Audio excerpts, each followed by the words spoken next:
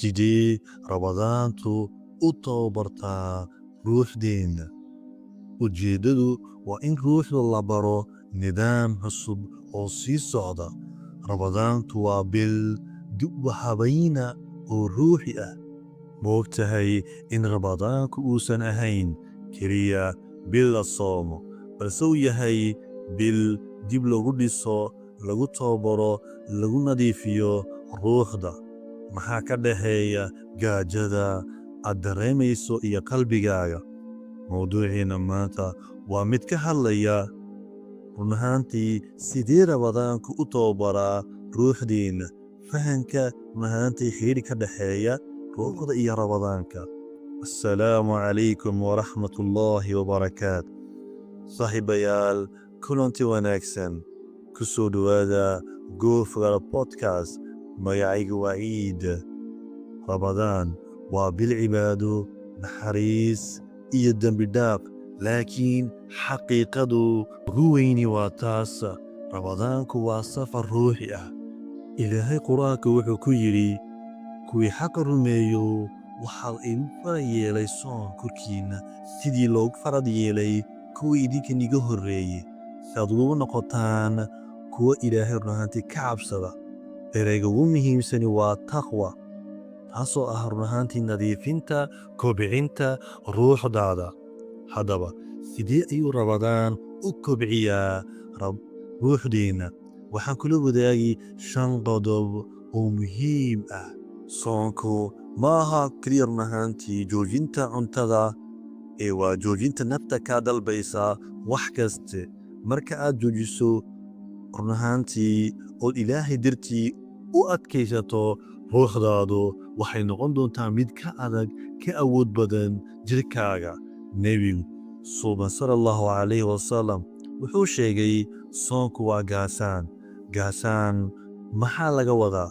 waa difaac ruuxi ah oo run ahaantii ka ilaalinaya dembiga iyo nafta xumaanta kula dalbaysa, kugu riixaysa.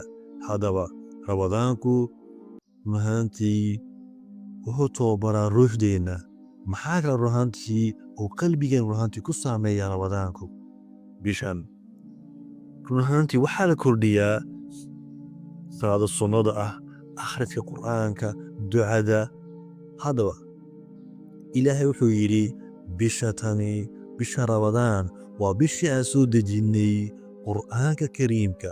markaad run ahaantii akhrido qur'aan, ruuxdaadu run ahaantii waxay helaysaa hagid iyo iftiin iimaana.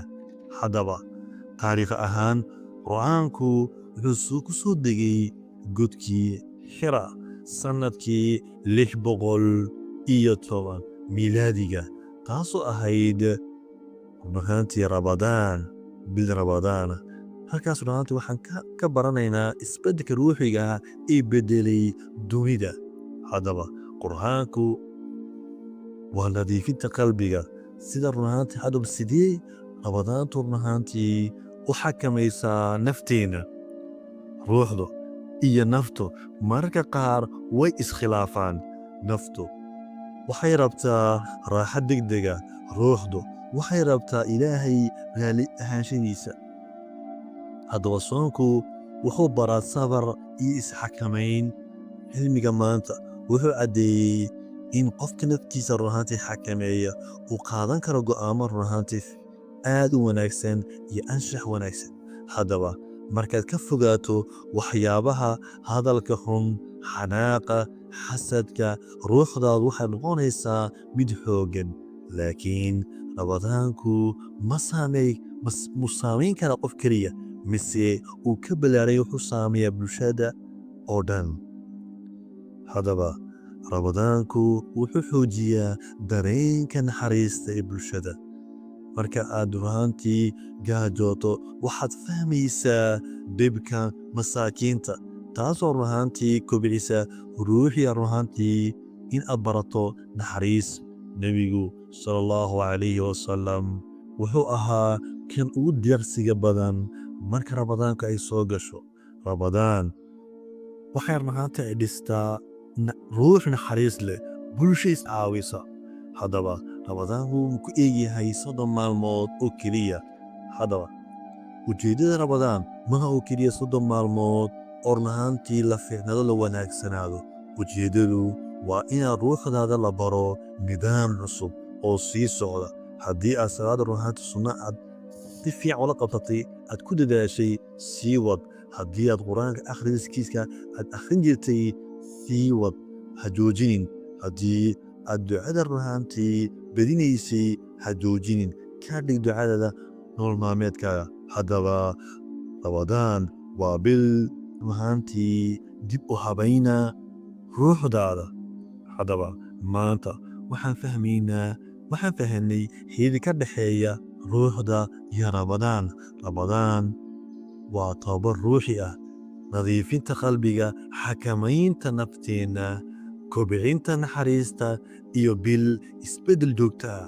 Ruuxdu waa sida beer, rabadaanku waa roobka. Haddii aad si wanaagsan uga faa'iidaysatay, qalbigaagu run ahaantii uu kobcaya. Haddii aad run ahaantii ka heshay podcastgan, subscribe saar Google Podcast, la wadaag walaalaha. Waad mahadsantihiin.